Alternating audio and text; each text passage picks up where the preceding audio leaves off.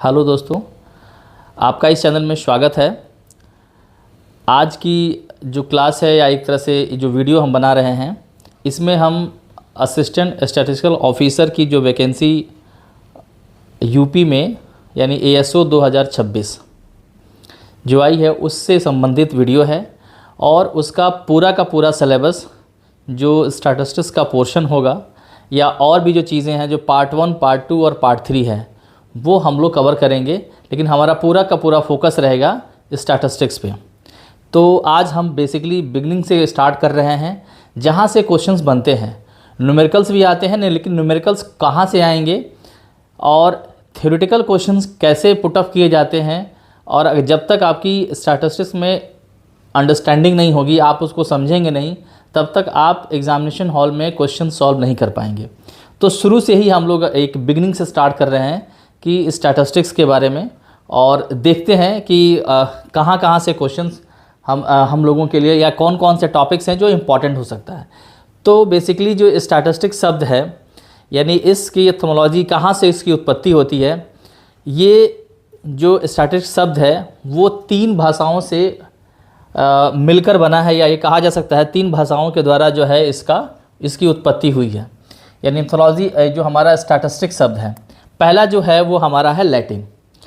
Latin का एक status शब्द है जिसका मतलब है पॉलिटिकल स्टेट, राजनीतिक स्थिति। पहले के ज़माने में जो राजा महाराजा होते थे वो राज्य की माली या राजनीतिक स्थिति किस तरीके से है, इससे संबंधित जो भी आंकड़े कलेक्ट करते थे वो इस वाले पोर्शंस में, यानी कहा जाए कि पॉलिटिकल स्टेट की स्थिति क्या रहेगी, किस तरीके का होगा, उनकी राजनीतिक स्थिति कैसे है, ये इससे संबंधित था। उसकी मीनिंग है इटालियन, यानी दूसरा जो है हमारा है वो है इटालियन, जो स्टैटिस्टिका, जिसका मतलब है स्टेट्समैन यानी राजनेता। राज्य के कामकाज, उसकी पैमाइश, उसका हिसाब किताब किस तरह से देखा जाए, इससे संबंधित जो आंकड़े जो कलेक्ट किए जाते थे वो हमारा ये राजनेता यानी राजनेता से संबंधित जो भी आंकड़े कलेक्ट किए जाते थे वो सब इटालियन शब्द में यानी स्टैटिस्टिक्स में कवर किया था। नेक्स्ट हमारा है जर्मन, जिसका स्टैटिस्टिका एक शब्द है, स्टैटिस्टिक्स एक शब्द है, जिसका मतलब होता है कि राज्य से संबंधित जानकारी,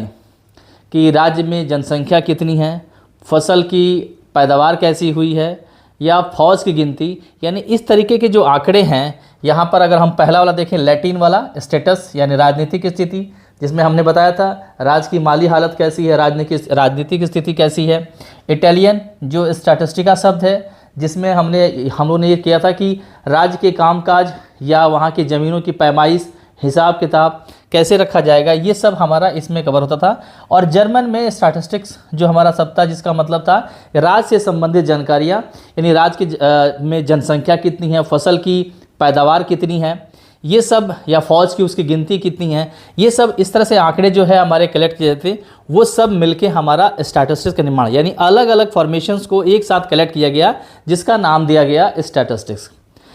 इसके बाद यानी फादर ऑफ स्टैटिस्टिक्स किसे कहा जाता है, जिन्होंने ये सब चीज़ों को इनकी जो स्टडी करी और एक साथ इनका जो अध्ययन किया, उनमें नाम सबसे पहला नाम जाता है, या पहला ही है, जो है गॉटफ्राइड ऑकेनवाल, जो 1749 में इनके द्वारा ये कॉन्सेप्ट दिया गया था। 1749 में गॉटफ्राइड ऑकेनवाल के द्वारा इस कंसेप्ट को दिया गया, इसीलिए इन्हें स्टैटिस्टिक्स का फादर ऑफ स्टैटिस्टिक्स कहा जाता है।